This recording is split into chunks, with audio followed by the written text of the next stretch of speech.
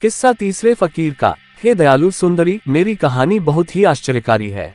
इन दोनों शहजादों की दाहिनी आंखें परिस्थितिवश गईं, किंतु मेरी आंख मेरी ही मूर्खता और मेरे ही अपराध के कारण फूटी। मैं इसका विस्तृत वर्णन करता हूँ। मेरा नाम अजब है और मैं महाऐश्वर्यशाली बादशाह किसब का बेटा हूँ। पिता के स्वर्गवास के बाद मैं सिंहासनारूढ़ हुआ और उसी नगर में रहने लगा जिसे मेरे पिता ने अपनी राजधानी बनाया था। मेरी राजधानी समुद्र के किनारे बसी थी। उसकी रक्षा के लिए 150 युद्धपोत तैयार रहते थे। इसके अलावा दूरस्थ व्यापार के लिए 50 जहाज थे और बहुत से दूसरे जहाज भी लंगर डाले रहते थे कि लोग उन पर बैठकर समुद्र में सैर सपाटा किया करें। मेरे राज्य में कई अन्य नगर और द्वीप भी थे। एक बार मेरी इच्छा हुई कि मैं अपने राज्य के नगरों और द्वीपों को जाकर देखूं, वहां के निवासियों को जो मेरे पिता की मृत्यु से शोकाकुल थे, सांत्वना दूं और उन्हें आदेश दूं कि वे नागरिक कार्यों और व्यापार में तत्परता से लगे रहें। साथ ही मुझे यह शौक हुआ कि मैं जहाज चलाना सीखूं। इस उद्देश्य से मैं एक बड़े जहाज पर सवार होकर चला। मेरे जहाज के साथ 10 जहाज और चल रहे थे। 40 दिन तक वायु हमारे अनुकूल रही, किंतु फिर ऐसा तूफान आया कि हम जीवन की आशा खो बैठे। दूसरे दिन आकाश साफ हो गया। हम लोग एक द्वीप पर उतर पड़े। 2 दिन आराम करने और जहाज के भंडार भरने के बाद हम फिर चले। आशा थी कि 10 दिन में हम अपने देश को वापस पहुंच जाएंगे, किंतु ऐसा न हुआ। कारण यह था कि जहाज एक अन्य तूफान में रास्ते से भटक गए थे। हमारे कप्तान ने एक आदमी को मस्तूल पर चढ़ाया कि शायद कहीं जमीन दिखाई दे। उसने बताया कि दाईं तरफ कोई काली सी वस्तु दिखाई दे रही है, शायद भूमि हो। लेकिन यह सुनकर कप्तान सिर पीटने और बाल नोचने लगा और बोला, हे स्वामी, अब हम सब खत्म हो जाएंगे। हमारे बचने का कोई उपाय नहीं है।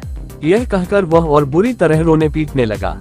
उसकी यह दशा देखकर अन्य मांझी भी घबरा गए। मैंने हैरान होकर कप्तान से पूछा कि हम क्यों समाप्त हो जाएंगे। उसने बताया कि तूफान के कारण हमें दिशा ज्ञान नहीं रहा और हम मार्ग से भटक गए और अब हवा के कारण हमारा जहाज उस काली वस्तु के पास जा पहुंचेगा। वह एक चुंबक का पहाड़ है। जहाज वहां पहुंचेगा तो उसकी सारी कीलें और लौह पट्टिकाएं लकड़ी से अलग होकर उससे जा चिपकेंगी और जहाज टुकड़े टुकड़े हो जाएगा। चुंबक पत्थर में यह गुण होता है कि वह लोहे को आकृष्ट करता है और जैसे जैसे लोहा उसके समीप आता है कि चुंबक की आकर्षण शक्ति बढ़ जाती है।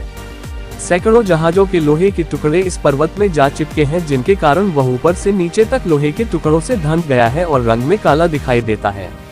कहते हैं यह पहाड़ बहुत ऊंचा है। उसके सभी किनारे ढलवां हैं। उसकी चोटी पर एक बहुत बड़ी पीतल की गोल और मोटी चादर है जो पीतल के खंभों पर टिकी हुई है। उस चादर पर एक घुड़सवार की मूर्ति पीतल की बनी हुई है। सवार की छाती पर एक शीशे की तख्ती लगी है जिस पर कुछ जादू के अक्षर खुदे हैं। कहते हैं कि पहाड़ की आकर्षण शक्ति का कारण वही मूर्ति है। यह कहकर कप्तान फिर रोने पीटने लगा और उसके साथ जहाज के दूसरे मांझी भी रोने चिल्लाने लगे। मुझे भी लगने लगा कि मेरी उम्र अब खत्म होने को है और मेरी मौत मुझे खींचकर यहाँ लाई है। सभी लोग इस चिंता में पड़े कि कैसे अपने प्राणों की रक्षा करें। वह लोग यह भी कहने लगे कि जो कोई हमारे प्राण बचाए हम सदा के लिए उसके गुलाम हो जाएंगे। सब ने कोई न कोई उपाय सोच लिया। सुबह को हमारा जहाज उस काले पहाड़ के सामने जा पहुंचा। उसे देखकर सबके छक्के छूट गए और जो उपाय लोगों ने बचाव के लिए सोचे थे सब भूल गए और जहाज में ऐसा करुण क्रंदन होने लगा जिसका ठिकाना न था। दोपहर को वही हुआ जो अनुभवी कप्तान ने कहा था, यानी पहाड़ ने जहाजों को इतनी जोर से खींचा कि उनकी कीलें और लोहे की दूसरी चीजें उड़ उड़ कर पहाड़ से चिपकने लगी। जहाजों के टूटने से महाभयानक शब्द होने लगा और कुछ ही क्षणों में 11 जहाज सागर तल में समा गए। उन जहाजों की किसी वस्तु और किसी मनुष्य का पता न लगा। एक मैं ही भगवान की दया से जीता रहा। संयोग से एक जहाज का टुकड़ा मेरे हाथ आ गया और मैं उसी के सहारे तैरने लगा। कुछ ही देर में मैं किनारे पर पहाड़ के नीचे पहुंचा। मैं पहाड़ पर चढ़कर सुरक्षित होना चाहता था, लेकिन वह ऐसी खड़ी ढलान का पहाड़ था कि कहीं ऊपर जाने की गुंजाइश ही नहीं मालूम होती थी। अचानक मुझे एक और नीचे से ऊपर जाते हुए मानव पद चिन्ह गहरे खुदे हुए दिखाई दिए, जिनसे ऊपर तक सीढ़ियां सी बन गई थी। मैंने भगवान का नाम लेकर चढ़ना शुरू किया। चढ़ने की जगह बड़ी तंग थी और कहीं भी दूसरा मार्ग नहीं दिखाई देता था। साथ ही हवा इतने वेग से चल रही थी कि प्रतिक्षण गिरने का भय था। लेकिन भगवान की कृपा से मैं धीरे धीरे ऊपर तक जा पहुंचा और पीतल के गोले के अंदर जाकर भगवान को धन्यवाद देने लगा कि उसने इतनी कठिन परिस्थितियों में भी मुझे जीवित रखा। रात हो गई थी, इसलिए उसी वृत्त के अंदर लेटकर सो गया। स्वप्न में देखा, मुझसे एक बूढ़ा कह रहा है, ए अजब, जागने पर अपने पांवों के नीचे की भूमि खोदना। तुम्हें एक पीतल का धनुष और शीशे के 3 बाण मिलेंगे। वे तीनों तीर घोड़े पर सवार मूर्ति को मारना, इससे मूर्ति समुद्र में जा गिरेगी और घोड़ा तेरे पैरों के पास आ गिरेगा। तुम घोड़े को वहीं भूमि में गाड़ देना। इसके बाद समुद्र में तूफान आएगा और वह चढ़ने लगेगा, यहाँ तक कि तुम्हारे पास आ जाएगा और एक छोटी नाव से तुम एक अन्य समुद्र में पहुँच जाओगे और फिर अपने नगर को पहुँच जाओगे। लेकिन खबरदार, इस सारे समय में भगवान का नाम बिल्कुल नहीं लेना। इसके बाद मेरी आंख खुल गई। मैं अपने छुटकारे का उपाय जानकर अति प्रसन्न हुआ। बूढ़े के कहने के अनुसार धरती को खोदा तो उसमें से 3 बाण और धनुष निकले। मैंने कमान से तीनों तीर पीतल के घुड़सवार पर छोड़े। तीसरे तीर के लगते ही सवार की मूर्ति समुद्र में गिर गई और घोड़े की मूर्ति मेरे पांवों के पास आ गिरी। मैंने उसे उसी जमीन में गाड़ दिया जहां से धनुष और बाण निकाले थे। अब समुद्र चढ़ने लगा और चढ़ते चढ़ते पीतल के घेरे के पास आ गया। जहां मैं था वहां एक नाव भी आ लगी जिसमें पीतल का मांझी बैठा था। मैं नाव पर बैठ गया। वृद्ध पुरुष की हिदायत को ध्यान में रखकर मैंने भगवान का नाम न लिया, बल्कि अपना मुंह बंद ही रखा। पीतल का मांझी 9 दिन तक नाव चलाता रहा और ऐसी जगह पहुंच गया जहां आसपास कई द्वीप दिखाई दे रहे थे। मैं बहुत खुश हुआ कि अब कठिनाइयों से उबर जाऊंगा और इसी दशा में भगवान को धन्यवाद दे बैठा। तुरंत ही मांझी समेत वह नाव समुद्र में डूब गई। अब मैं फिर तैरने लगा और एक द्वीप की ओर जाने लगा। कई घंटे तक तैरता रहा, यहाँ तक कि शाम होने लगी और मेरे हाथ पांव भी थकन से ऐसे भारी हो गए कि तैरा ही नहीं जाता था। ऐसे ही में एक बड़ी भारी लहर आई और उसने मुझे तट पर ला फेंका। मैं दौड़कर आगे चला गया कि कहीं दूसरी लहर आकर मुझे वापस समुद्र में न खींच ले जाए। मैंने अपने कपड़े उतार कर निचोड़ा और हवा में हिलाकर सुखाए। फिर मैं इधर उधर घूमकर देखने लगा। कई फल वाले पेड़ दिखाई दिए, लेकिन वहां आदमी कोई नहीं दिखाई दिया। मैंने कई फल खाए और इस तरह अपनी भूख और थकान दूर की। इसके बाद मैंने अपनी चिंता छोड़ दी और सोचा कि जो भगवान करेगा ठीक ही होगा। थोड़ी देर बाद देखा कि एक छोटा सा जहाज पाल उड़ाता हुआ उस द्वीप की ओर आ रहा है। पहले मैंने सोचा कि वह तट पर आए तो मैं उसके पास जाऊं। फिर सोचा कि अच्छी तरह देख लेना चाहिए, ऐसा तो नहीं कि उसमें लुटेरे हो या मेरे शत्रु हो। इसलिए मैं एक घने और ऊंचे पेड़ पर चढ़ गया और छुपकर बैठ गया और ध्यानपूर्वक देखने लगा कि जहाज के लोग क्या करते हैं। कुछ ही देर में जहाज किनारे पर रुका और उसमें से बहुत से आदमी फावड़े और दूसरे औजार लेकर निकले। फिर वे कुछ दूर जाकर भूमि खोदने लगे। खोदते खोदते वे एक दरवाजे तक पहुंच गए। फिर वे जहाज में वापस गए और उसमें से बहुत सी खाद्य वस्तुएं और बिस्तर, फर्श आदि के बोझों को लादे हुए उसी दरवाजे को उठाकर नीचे चले गए। फिर वे लोग जो नौकर चाकर ज्ञात होते थे जहाज में जाकर एक वृद्ध पुरुष और 14-15 वर्ष के अति सुंदर बालक को लाए और सबके सब दरवाजे से नीचे उतर गए जहां स्पष्टतः ही कोई मकान बना हुआ था। वहां से लौटकर उन्होंने दरवाजा बंद कर दिया और उस पर मिट्टी डालकर बराबर कर दी। लेकिन वे वापस हुए तो वह सुंदर बालक उनके साथ नहीं था। मुझे यह सब बातें देखकर अत्यंत आश्चर्य हुआ। मैं कुछ देर और देखता रहा। वह जहाज फिर चल पड़ा और जब मैंने देखा कि वहां कोई नहीं है तो पेड़ से उतरकर उस स्थान पर गया जहां पर उन्होंने भूमि खोदी थी। मैंने वहां की मिट्टी हटाई तो देखा कि एक बड़ा चौकोर पत्थर रखा है। उसे उठाया तो दिखाई दिया कि नीचे तक सीढ़ियां गई हैं। मैं उतरकर नीचे गया तो देखा कि बहुत बड़ा मकान है जहां हर तरफ कालीन बिछे हैं। दालान में कालीन पर सुंदर गद्दे पड़े हैं जिन पर सुनहरे गिलाफ चढ़े हैं। वहां पर बालक बैठा था। वो एक हल्का सा पंखा जल रहा था। उसके पास 2 बड़ी मोमबत्तियां जल रही थी। कई गुलदस्ते और खाने पीने की बहुत सी चीजें उसके पास रखी थी। मुझे वहां देखकर वह बालक घबरा गया। मैंने उसे तसल्ली देते हुए कहा कि तुम मुझसे डरो नहीं, तुम तो राजकुमारों जैसे लगते हो। मैं तुम्हारे जैसे बच्चों को किसी प्रकार की हानि नहीं पहुंचाना चाहता। मुझे यह देखकर दुख हुआ कि तुम्हारे साथी तुम्हें जीते जी ही इस कब्र में गाड़ गए हैं। खैर, अब तुम चिंता न करो, मैं तुम्हें इस कब्र से निकाल दूंगा। लेकिन पहले तुम अपना किस्सा तो बताओ कि वे लोग तुम्हें यहाँ क्यों गाड़ गए हैं। देखो, सब कुछ निडर होकर सच सच बताना, कुछ छुपाना नहीं।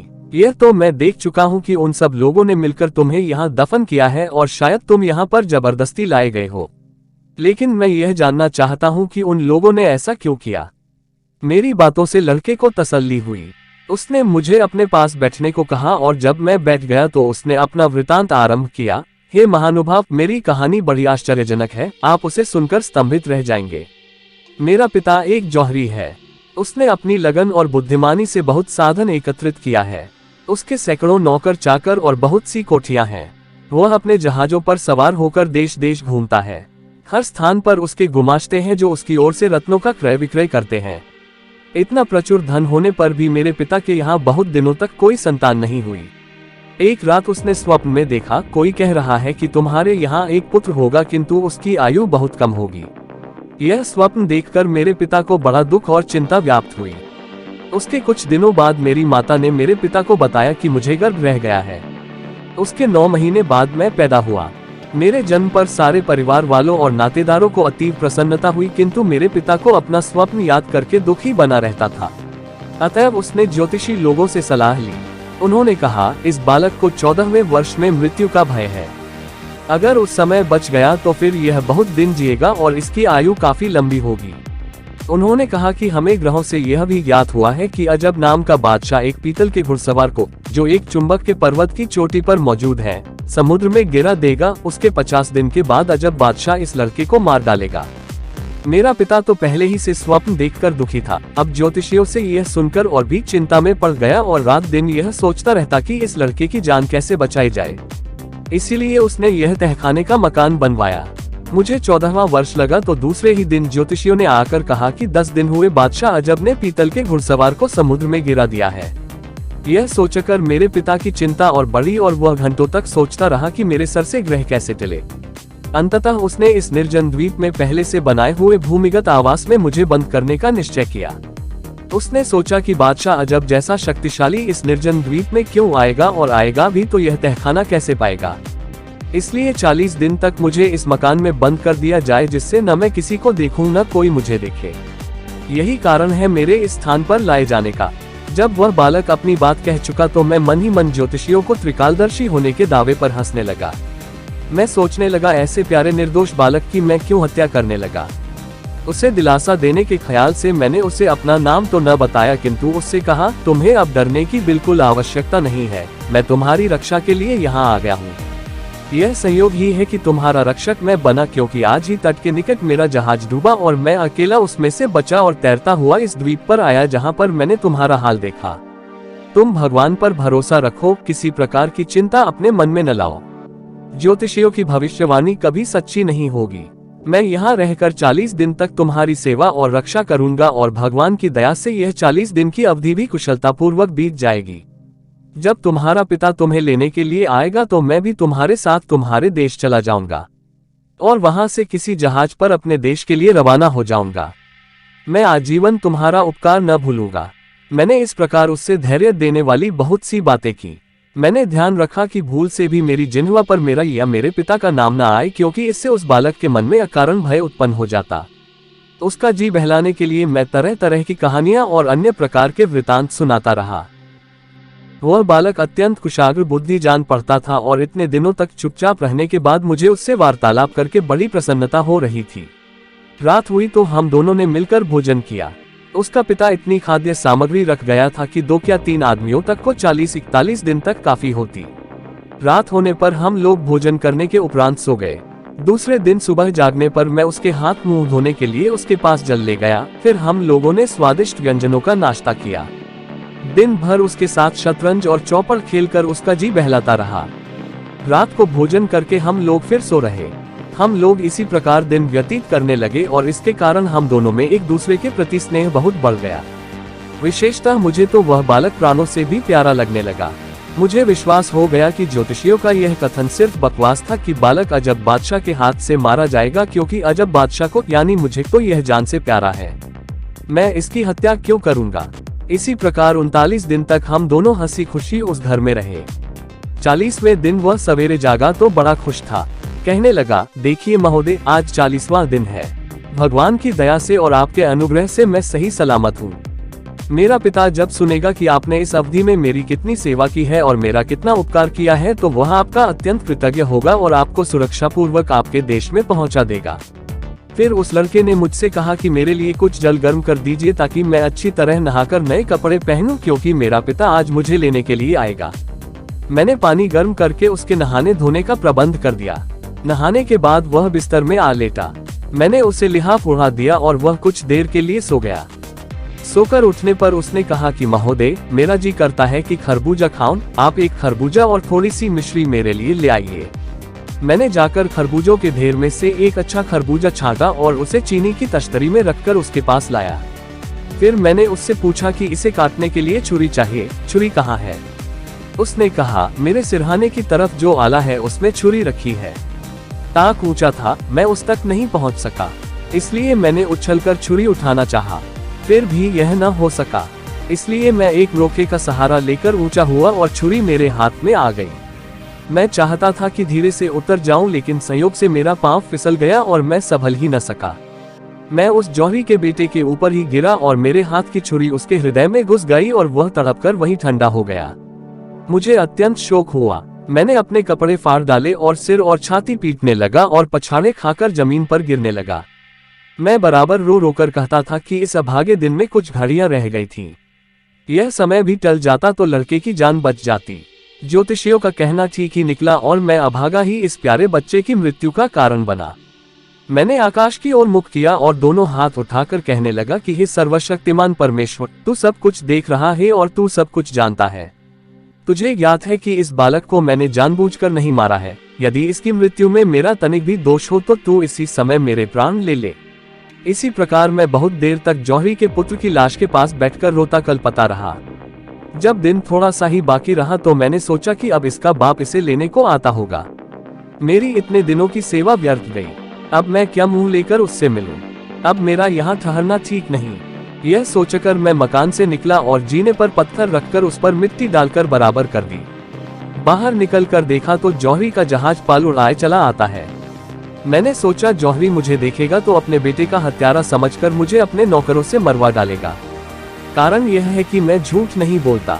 इसलिए मैं एक ऊंचे और घने पेड़ पर चढ़ गया और देखने लगा। जहाज ने किनारे पर लंगर डाला और उसमें से बूढ़ा जौहरी अपने नौकरों के साथ निकलकर हंसी खुशी किनारे पर आया। तहखाने के पास जाकर उन लोगों ने पत्थर हटाकर जीने का रास्ता खोला, लेकिन अब बूढ़े की प्रसन्नता गायब हो गई और उसके मुंह पर झाई सी फिर गई। कारण यह था कि उसने अपने पुत्र का नाम लेकर पुकारा तो अंदर से कोई उत्तर न आया। जब वे लोग अंदर गए तो देखा कि लड़का मरा पड़ा है और उसके हृदय में छुरी घुसी है, क्योंकि मुझे छुरी निकालने का ध्यान नहीं रहा।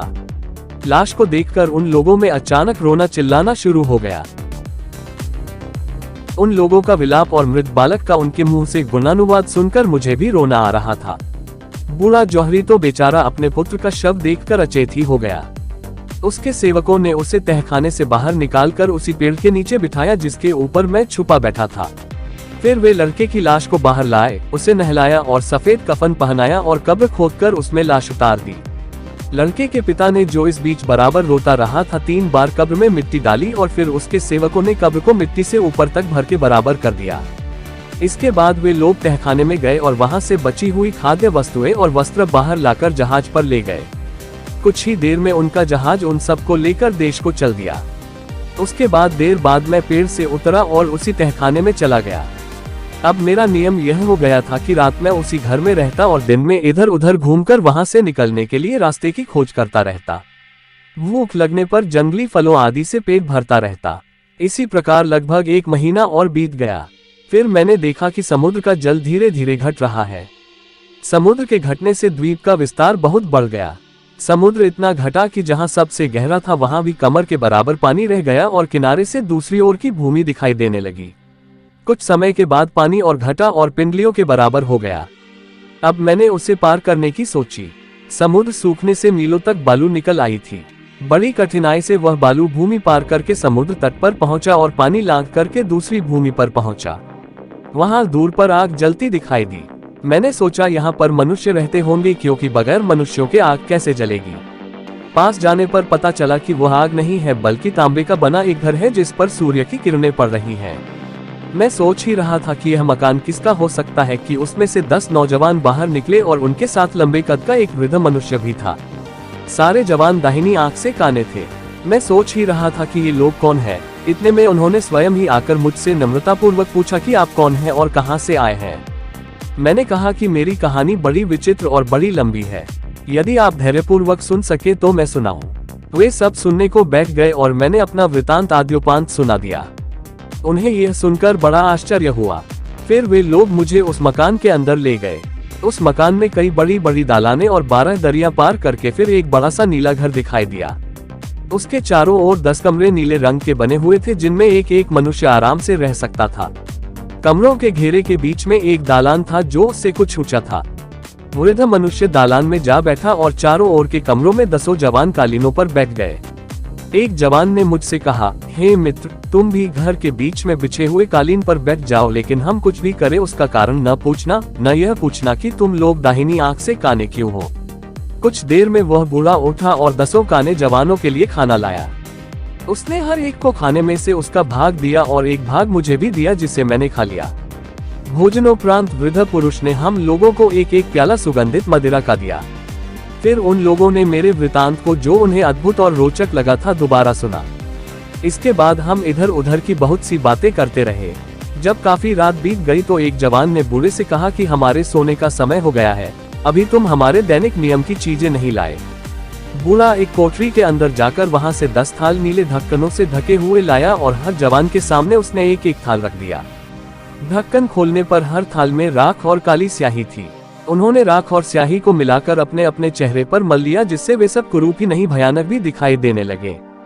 फिर वे सब चिल्ला चिल्ला कर रोने लगे और मुंह और सीना पीट पीट कर कहने लगे कि हाय, हमने कैसी भयानक मूर्खता की है और उसका हमें कैसा कुफल मिला है। बहुत देर तक वे जवान इसी प्रकार रोते पीटते रहे। जब उन्होंने विलाप बंद किया तो वही बूढ़ा एक एक करके सभी के पास पानी और चिलमची ले गया। सभी ने अपना मुंह धोया और जो कपड़े फाड़ डाले थे उन्हें उतार कर बदला और अपने अपने कक्ष में जाकर सो गए। उन लोगों की यह दशा देखकर मैं अत्यंत उत्कंठित हुआ। मैंने वचन दिया था कि उनसे कुछ न पूछूंगा, किंतु मुझे उत्सुकता के कारण रात भर नींद न आई। दूसरे दिन सुबह हम सभी लोग सैर के लिए बाहर निकले तो मैंने उनसे कहा, सज्जनों, आप लोग हर तरह ज्ञानवान और बुद्धिमान हैं, किंतु कल रात आप लोगों ने जो कुछ किया वह उन्मत्तों के अलावा कोई भी नहीं करेगा। मैं बड़ा परेशान हूँ। मैंने आपको वचन दिया है कि मैं आपके कार्यकलाप के बारे में या आपके काने होने का कारण न पूछूंगा, किंतु यह भी सत्य है कि अब यह बातें पूछे बगैर मुझसे रहा नहीं जाता है। इसलिए मैं आपसे पूछता हूँ कि आप लोगों ने अपना मुंह क्यों काला किया और क्यों मातम किया, और यह भी कि आप सभी दाहिनी आंख से काने क्यों हैं। किंतु उन्होंने कहा कि हम तुम्हें यह सब बातें नहीं बता सकते। अगर तुम्हें हमारे साथ रहना हो तो इन प्रश्नों को भूल जाओ। वह दिन भी बीता। रात को हम लोगों ने फिर अलग अलग भोजन किया। उसके बाद बूढ़े ने फिर उन लोगों के सामने स्याही और राख से भरे थाल रखे और उन्होंने रोज की रस्म के तौर पर अपने मुंह काले किए और वही रोना पीटना शुरू किया। दूसरी बार यह सब देखकर मेरी उत्सुकता और बढ़ गई। अगले दिन मैंने उनसे कहा, हे मित्रों, अब मुझे आप लोगों की यह दशा चुपचाप बैठकर नहीं देखी जाती। आप कृपया अपनी बातें मुझे बताएं और कोई ऐसा भी उपाय बताएं जिससे मैं अपने देश में पहुंच जाऊं। उनमें से एक जवान ने मुझसे कहा, तुम हमारी दशा देखकर दुखी न हो। हम लोग तुम्हारे मित्र और हितचिंतक हैं, इसीलिए हम तुम्हें यह बातें नहीं बताते। कहीं ऐसा ना हो कि तुम्हारी दशा भी हम लोगों जैसी हो जाए। वैसे तुम बहुत जोर देते हो तो हम बता भी सकते हैं, किंतु उसका फल अच्छा नहीं होगा। मैंने कहा, मैं यह सब जानना चाहता हूँ, फल चाहे जो कुछ हो। वह जवान बोला, देखो, हम तुम्हें एक बार फिर समझाते हैं कि इन बातों को जानने की जिद छोड़ दो। हमारा कहना मानो और इस बारे में कुछ न पूछो, वरना हमारी तरह तुम भी काने हो जाओगे। मैंने कहा, इस बात के फलस्वरूप मुझे जो भी दुख पहुंचे मैं उससे सहने के लिए तैयार हूं। मैं इसे अपना ही दुर्भाग्य समझूंगा और आप लोगों में से किसी को इसके लिए दोष नहीं दूंगा। उस जवान ने कहा, देखो, अगर किसी कारणवश तुम्हारी दाहिनी आंख फूटी और तुम हमारे पास वापस आए तो तुम हमारे साथ नहीं रह पाओगे। तुम देख रहे हो कि यहाँ 10 ही कक्ष हैं और 10 भरे हुए हैं। यहाँ अब 11वें आदमी के रहने की गुंजाइश नहीं है। मैंने कहा, मुझे यह भी स्वीकार है कि आप मुझे यहाँ न रहने दें, लेकिन अपना भेद जरूर बताएं। जब उन 10 जवानों ने देखा कि मैं अपनी बात पर अड़ा हुआ हूँ तो उन्होंने एक भेड़ का वध किया और उसकी खाल उतारी। फिर छुरी मुझे दे दी और कहा, इसे होशियारी से रखो, यह तुम्हारे बहुत काम आएगी। हम लोग तुम्हें इस भेड़ की खाल में सी देंगे और यहाँ से हट जाएंगे। फिर यहाँ एक अति विशालकाय पक्षी जिसे रुख कहते हैं आएगा और तुम्हें भीड़ समझकर झपट्टा मारकर उठा लेगा और एक बहुत ऊंचे पहाड़ की चोटी पर रखकर तुम्हें खाना चाहेगा। हम पहले से होशियार किए देते हैं। ज्यों ही तुम्हें मालूम हो कि जमीन पर रखे गए हो, इसी छुरी से खाल को चीरकर बाहर निकल आना और जोर से चीखना। रुख पक्षी इससे डरकर भाग जाएगा। इसके बाद तुम निर्भय होकर आगे बढ़ जाना। कुछ दूर चलकर तुम्हें आलीशान महल मिलेगा। उस महल पर ऊपर से नीचे तक हर जगह सोने के पत्थर मड़े हैं और जगह जगह पर बड़े सुंदर ढंग से हीरे और दूसरे रत्न जड़े हुए हैं। तुम निर्द्वंद्व रूप से मकान के दरवाजे से, जो हमेशा खुला रहता है, अंदर चले जाना। हम सभी एक एक करके उस मकान में रहे हैं, किंतु उसमें क्या होगा यह बताने की जरूरत हम नहीं समझते, और जो कुछ हमारे साथ हुआ वह भी नहीं बताएंगे, क्योंकि हमारी दशा ऐसी नहीं है कि उसके कहने सुनने से खुशी हो। तुम स्वयं ही वह सब देख सुन लोगे। यह जरूर कहते हैं कि हमारी तरह तुम भी दाहिनी आंख से काने हो जाओगे। वैसे तो तुम पर जो अभी तक बीता है और जो आगे बीतेगा वह सब लिखो तो पूरी पुस्तक तैयार हो जाएगी, किंतु हम इससे अधिक कुछ न कहेंगे। जब जवान अपनी बात समाप्त कर चुका तो मैंने भेड़ की खाल को अपने चारों ओर लपेट लिया। उन लोगों ने कुशलता पूर्वक मुझे इस तरह से सी दिया कि मेरे सांस लेने के लिए जगह रहे। मुझे इस प्रकार सीकर और जंगल में रखकर वे घर के अंदर चले गए। थोड़ी ही देर में रुक नामक विशाल पक्षी आया और भेड़ समझकर मुझे झपट्टा मारकर पंजों में दबाकर ले उड़ा और एक ऊंचे पहाड़ की चोटी पर ले जाकर रख दिया। नीचे जमीन लगते ही मैं छुरी से खाल फाड़कर बाहर आ गया और चीख मारी। पक्षी यह देखकर डरकर उड़ गया। मैं वहां से बताए हुए मार्ग पर चल दिया और तीसरे पहर के लगभग महल तक पहुंच गया। जैसा सुना था उससे भी अधिक अच्छा उसे पाया। खुले दरवाजे से अंदर पहुंचा तो अंदर एक और शानदार चौकोर मकान देखा, जिसके चारों ओर 100 द्वार थे। एक द्वार स्वर्ण का था और 99 चंदन की लकड़ी के थे। अंदर कई सुसज्जित वाटिकाएं और गृह थे।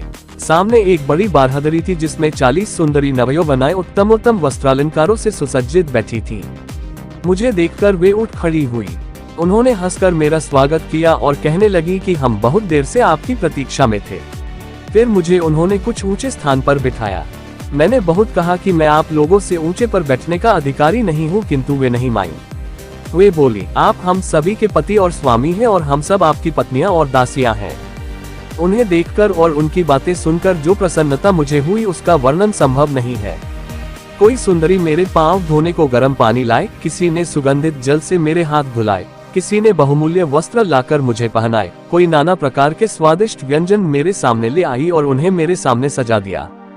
कोई नवयौवना सुगंधित मदिरा की सुराही और प्याला लेकर मुझे पिलाने के लिए आ गई। इसी प्रकार वे देर तक हंसी खुशी तरह तरह से मेरी सेवा करती रहीं। मैं यह सब देखकर इतना अभिभूत हुआ कि अब तक के अपने सारे दुख दर्द भूल गया और स्वयं को सारे संसार का अधिपति समझने लगा। मैंने उन सभी सुंदरियों के साथ बैठकर भोजन और मदिरा पान किया। भोजन के बाद वे मेरे चारों ओर बैठ गईं और उन्होंने मुझसे मेरी यात्रा का वृतांत पूछना आरंभ किया और मैंने बताना। इतने में रात हो गई। उन स्त्रियों ने मकान में बड़ी सुंदर रोशनी की और कुछ स्त्रियों ने मुझसे मनोहर ढंग से बातचीत करनी शुरू कर दी। फिर उन्होंने भोजन के पात्र हटाकर फल, मिठाई, शरबत आदि शीशे के सुंदर पात्रों में लेकर सामने रख दिए और मुझे ऊंचे आसान पर बिठाकर मेरे चारों तरफ बैठकर गाने बजाने लगी और उनमें जो नृत्य में प्रवीण थी वे नृत्य भी करने लगी। इसी में आधी रात बीत गई। फिर उनमें से एक ने कहा कि आज आप बहुत दूर से आए हैं, अब आराम करें।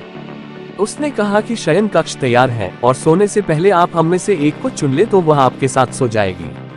मैंने कहा, यह काम तो बड़ा कठिन और अनुचित होगा, क्योंकि सौंदर्य में तुम लोग एक से एक बढ़कर हो। मैं किसे चुनूं? फिर जिसे चुनूंगा उसके अलावा क्या दूसरों को बुरा नहीं लगेगा और क्या वे मेरी धृष्टता पर क्रुद्ध नहीं होगी? उस सुंदरी ने कहा, यह बात नहीं है। हम सब की हार्दिक इच्छा है कि आपको प्रसन्न करें। हम में परस्पर ईर्ष्या नहीं है। आप हम में से जिसका चाहे हाथ पकड़कर ले जाएं, कोई दूसरा बुरा नहीं मानेगा, क्योंकि हम सभी चाहते हैं कि आप एक एक करके हम सभी का भोग करें। आप हमसे प्रत्येक का आनंद उड़ाएंगे ही, किसी का आज तो किसी का कल। इसलिए हमें बुरा लगने का प्रश्न ही नहीं है। अब आप बगैर झिझक हम में से जिसे चाहे उसे अपने साथ ले जाएं। हम सब शहजादियां हैं, किंतु आपकी सेवा के लिए हैं। यह सुनकर मैंने उसी सुंदरी की ओर हाथ बढ़ाया जिसने मुझसे ऐसी बुद्धिमानी की बातें की थी। उसने तुरंत अपना हाथ मेरे हाथ में दे दिया। मैं उसके साथ अपने शयन कक्ष में आ गया और अन्य 39 स्त्रियां अपने अपने शयनागार में चली गईं। दूसरे दिन सवेरे मैं अच्छी तरह उठ भी नहीं पाया था कि शेष 39 स्त्रियों ने मेरे पास आकर अभिवादन किया और पूछा कि रात को आराम से तो सोए। हाँ, उनके आने के पहले मैंने वे सुंदर वस्त्र और रत्न पहन लिए थे जो मेरे सिरहाने रख दिए गए थे। कुछ देर बातचीत करने के बाद वे स्त्रियां मुझे स्नानागार में ले गईं और तरह तरह की मालिश करके मुझे स्नान कराया। मेरे नहा चुकने के बाद उन्होंने दूसरे वस्त्राभूषण जो पहले वस्त्र आदि से भी उत्तम थे मुझे पहनाया। इसके बाद सारे दिन, बल्कि आधी रात तक पहले दिन की तरह हास परिहास, किस्सा कहानी, खाना पीना और राग रंग चलता रहा। आधी रात हुई तो उन्होंने कहा कि आप हम में से जिसे चाहे चुन ले कि वह आपके साथ जाकर सो जाए। मैंने एक और सुंदरी का हाथ पकड़ा और उसे लेकर अपने शयन कक्ष में चला गया। सुबह उठकर फिर उन लोगों के साथ स्नानागार में चला गया।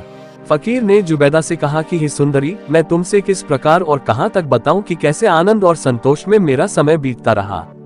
दिन भर नाना प्रकार की खाने पीने और अन्य विलास सामग्री का उपभोग करता और रात को 39 में से किसी एक सुंदरी को अपने शयन कक्ष में ले जाता। इसी प्रकार लगभग 1 वर्ष आनंद पूर्वक उस राजमहल में बीत गया। जब वर्ष पूरा होने में 1 दिन रह गया तो सुबह को वे सुंदरियां जो हमेशा प्रसन्नवदन होकर मुझसे मेरा रात का हाल पूछने आया करती थीं, आंखों में आंसू भरे हुए आई और कहने लगी कि ऐ शहजादे, हम सब आपसे विदा होने के लिए आए हैं, आपको हम भगवान को सौंपते हैं, वही आपकी रक्षा करेगा। मुझे उनकी इस बात से बड़ा आश्चर्य और दुख हुआ। मैंने उनसे पूछा, ऐसा क्या हो गया कि तुम लोग इतनी दुखी हो और यहाँ से विदा होने की बात क्यों कर रही हो? तुम्हें कहाँ जाना है और क्यों जाना है? भगवान के लिए मुझसे सारी बातें कहो। अगर तुम किसी संकट में हो और तुम्हें मेरी सहायता की आवश्यकता हो तो मुझसे जो भी सहायता बन पड़ेगी वह मैं करूँगा। उन्होंने कहा, कुछ नहीं हो सकता। भगवान की यही इच्छा है कि हम लोग हमेशा के लिए अलग हो जाएं और आज के बाद न आप कभी हमें देखें न हम आपको देखें। आपकी तरह पहले भी यहाँ कई लोग आए और फिर ऐसे अलग हुए कि हमें आज तक उनका कोई हाल मालूम नहीं हुआ। वही बात आपके साथ होने वाली है। यह कहने के बाद उन सभी ने विलाप करना आरंभ कर दिया।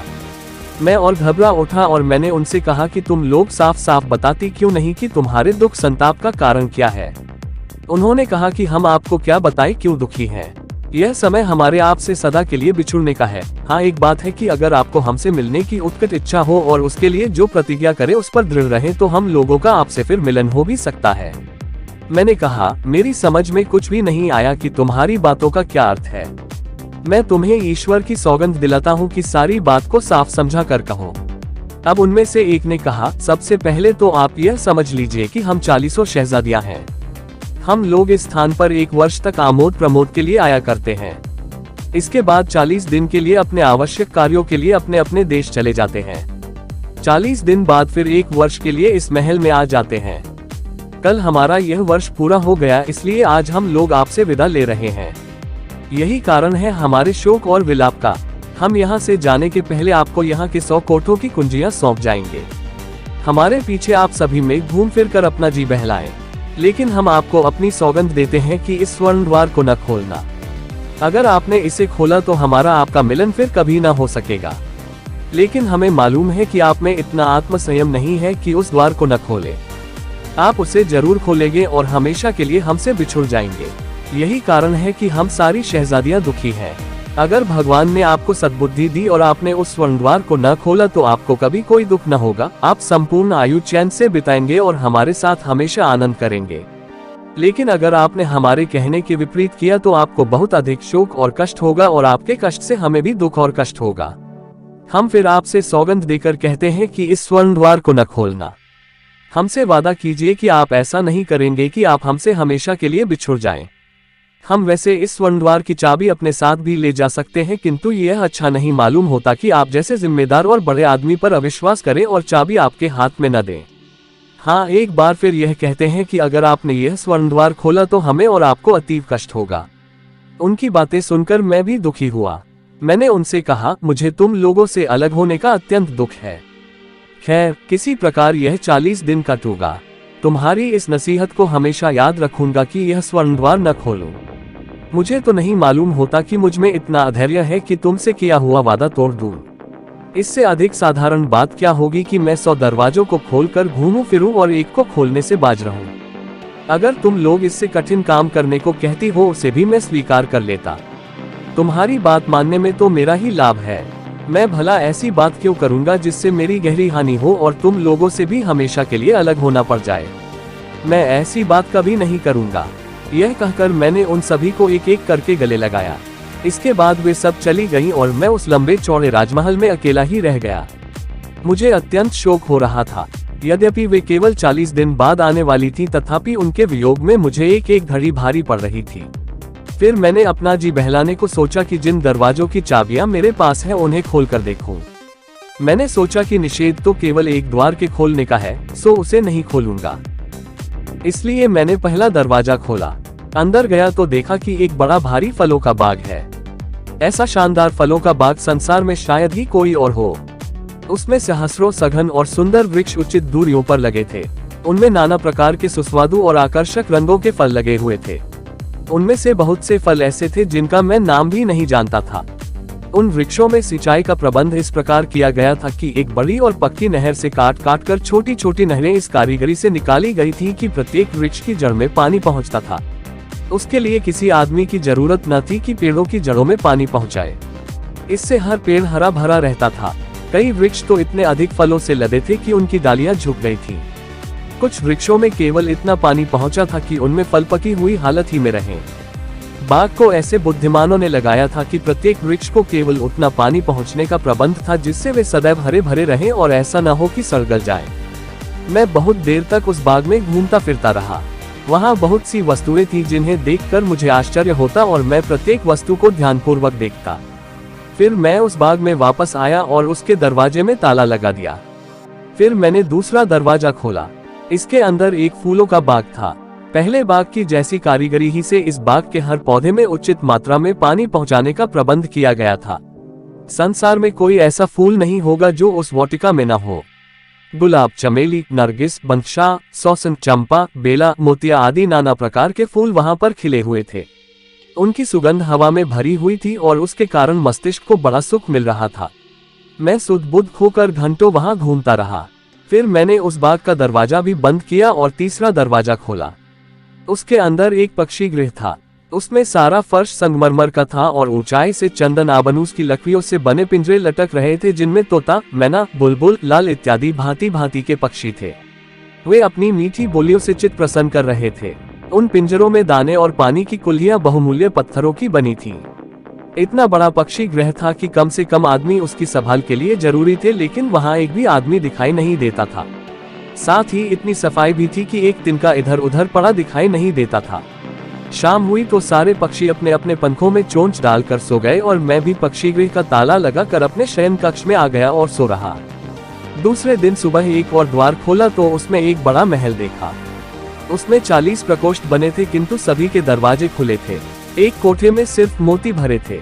मोतियों के विभिन्न आकारों के हिसाब से ढेर लगे थे। एक ढेर में कबूतर के अंडे जितने बड़े मोती थे, फिर उनसे छोटे मोतियों के कई ढेर थे। दूसरे कोठे में नीलम भरे थे, चौथे में सोने की ईंटें, पांचवें में अशर्फियां, छठे में चांदी की ईंटें, सातवें में मुद्रा की ढेरियां थी। इसी प्रकार अन्य कोठों में किसी में पुखराज, किसी में पन्ना, किसी में मूंगा आदि रत्न भरे हुए थे।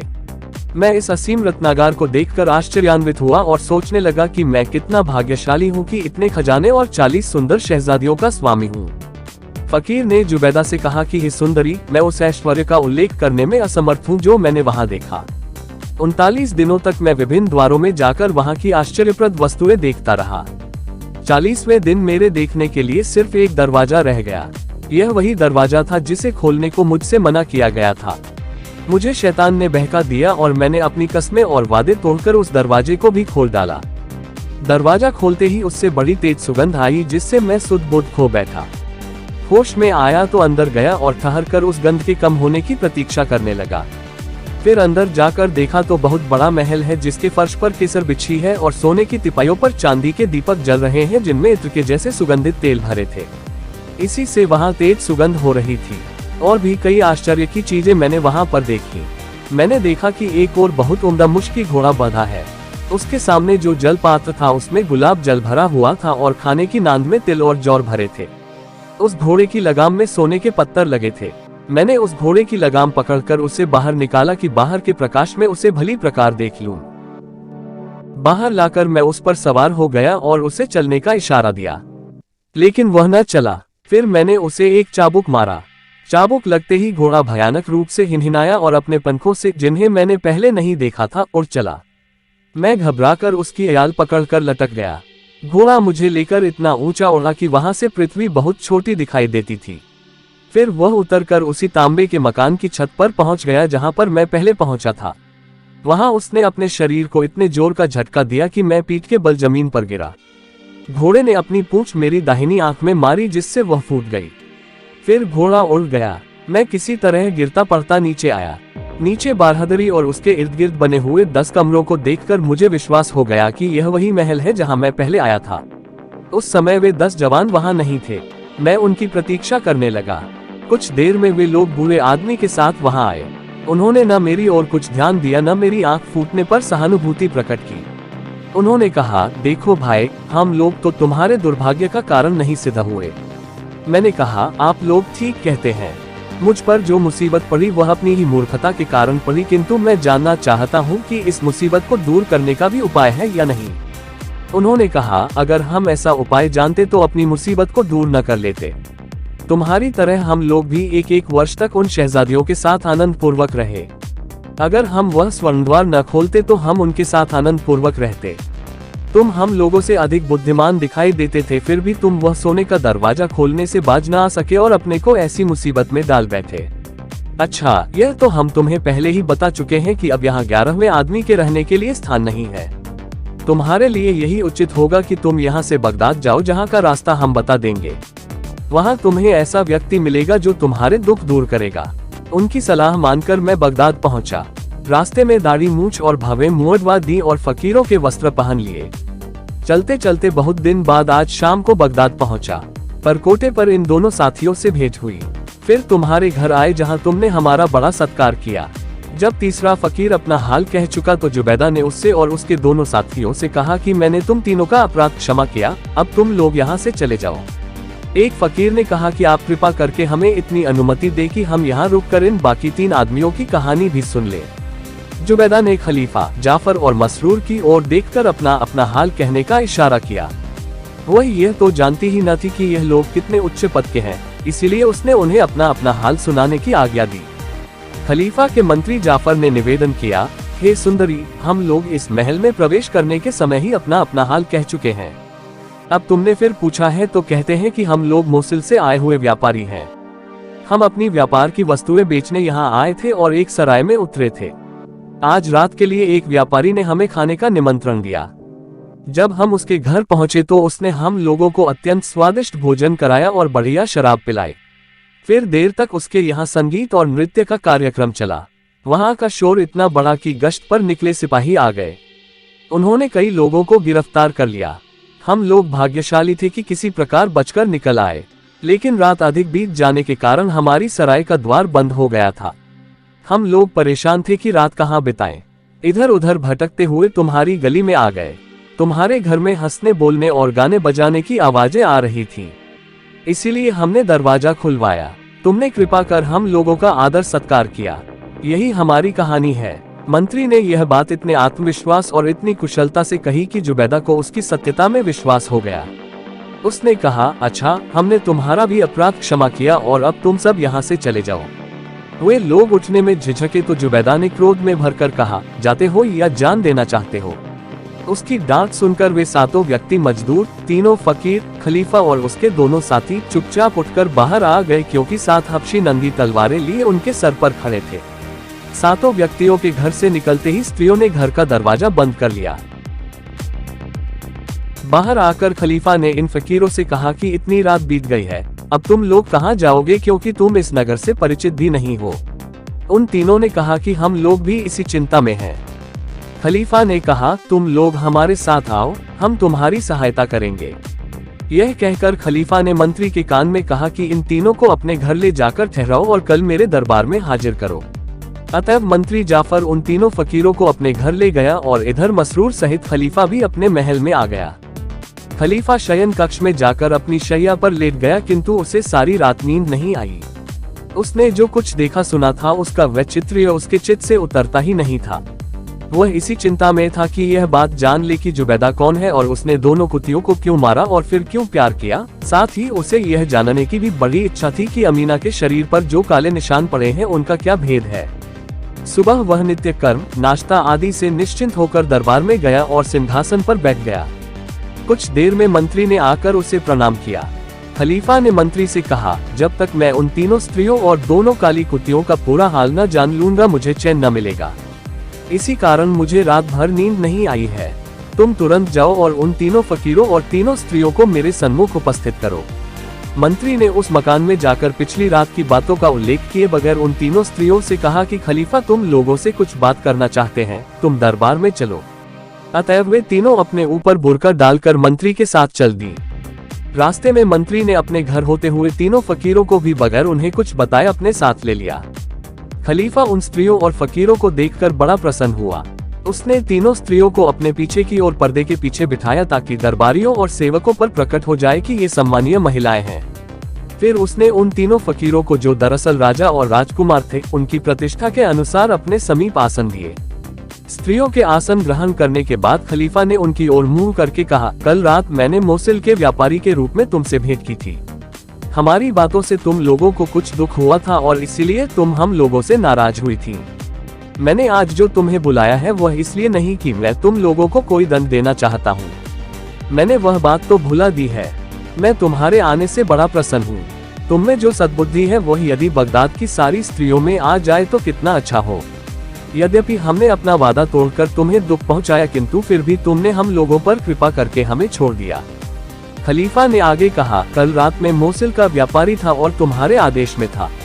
इस समय मैं हारून रशीद, अब्बास वंश का 7वां खलीफा और हजरत मोहम्मद का वंशज हूँ। मैंने तुम्हें इसलिए बुलाया है कि मैं जानूं कि तुम कौन हो और तुम तीनों में से एक स्त्री के कंधों पर काले निशान किस लिए हैं। यद्यपि खलीफा ने यह सब स्पष्ट शब्दों में उनसे कहा था, तथापि मंत्री ने एक बार फिर इन बातों को दोहरा दिया। यह सुनकर जुबैदा ने आप बीती आरंभ कर दी।